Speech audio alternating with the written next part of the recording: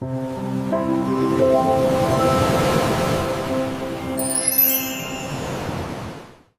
everybody, welcome back to Good Vibes and High Tides. If you're like me, you absolutely love cruising.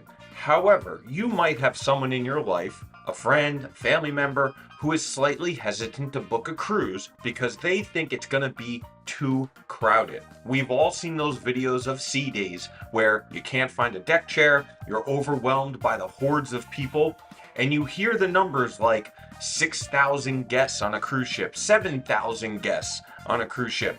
Where are they going to put all these people? Now, for me, I don't mind the crowds. I know the little places to go to avoid them on things like sea days.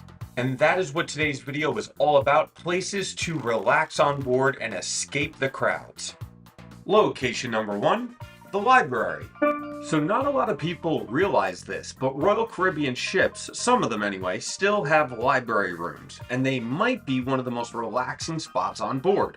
Tucked away from the crowds, the library is a quiet escape where you can read, you can play cards, just sit back and enjoy the calm while the ship sails on.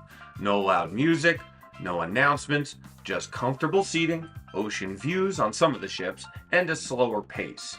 Whether you're grabbing a book, doing a puzzle, or simply just taking a break from the pool deck, which can be absolutely insane on sea days, the library room is a perfect place to just unwind at sea.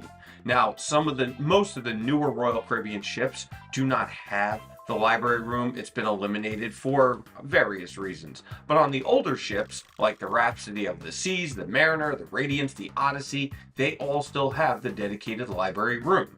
Now, some of the Voyager class ships historically had the library, like Voyager of the Seas, Explorer of the Seas, Navigator, and some still do have a various form of it. Sometimes it's combined with card and game rooms. Quantum class ships like the Anthem, the Ovation, Quantum of the Seas tend to include smaller library areas tucked away near lounges and some reading spaces, though books might still be available. So Royal Caribbean is kind of phasing this room out. However, if you're on one of the ships that still has one, definitely check it out if you need a break. Location number 2, the walking track.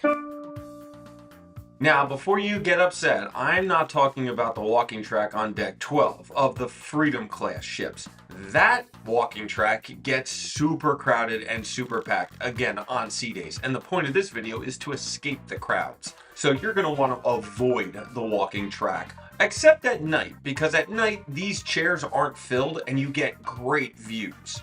Now, if you're on the Oasis class ships, you're going to want to head down to deck 5 and go on that walking track.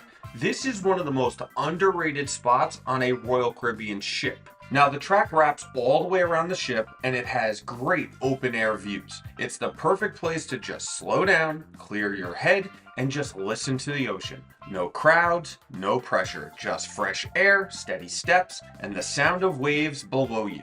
Whether it's early morning with a coffee or sunset as the sky changes color, the walking track is simple, it's peaceful, and it's a great place to escape the crowds. Location number 3, Central Park. Now, if you've watched any Royal Caribbean cruise videos lately, you've definitely seen what Central Park is. It's one of my most favorite spots on an Oasis class ship, and in fact, my wife and I probably spend more time there than we do on top deck. It's one of the most relaxing places on a Royal Caribbean ship. Tucked right in the heart of the ship, it's filled with real plants, fresh air, and a calm you don't expect to find at sea. You hear birds, you feel the breeze, and forget you're surrounded by thousands of people. Whether you're grabbing a coffee, taking a quiet walk, or just sitting and listening, Central Park is a peaceful escape that makes the ship feel like a floating resort. My advice is to go there at night, grab a drink, and just walk around. You'll hear kids hiding ducks, you'll hear probably some classical music, but it never gets overwhelming there. That's the point. You know, at night, there's so much to do on Royal Caribbean ships between the shows and the bars and all the different events, but they purposely keep Central Park very mellow to avoid that. So if you're looking for a little bit of a break from the promenade and all the craziness of the casino, you want to go to Central Park at night. It's calm and it's beautiful, and it's a great way to just forget you're surrounded by all those people. Location number 4, smaller bars.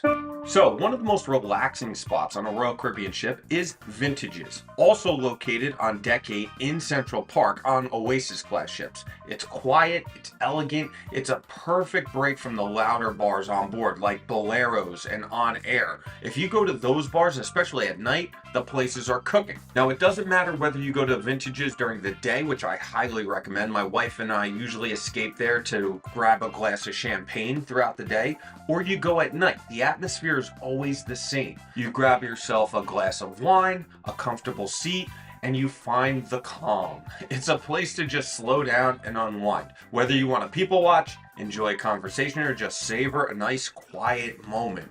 Vintages is where the cruise pace finally feels right.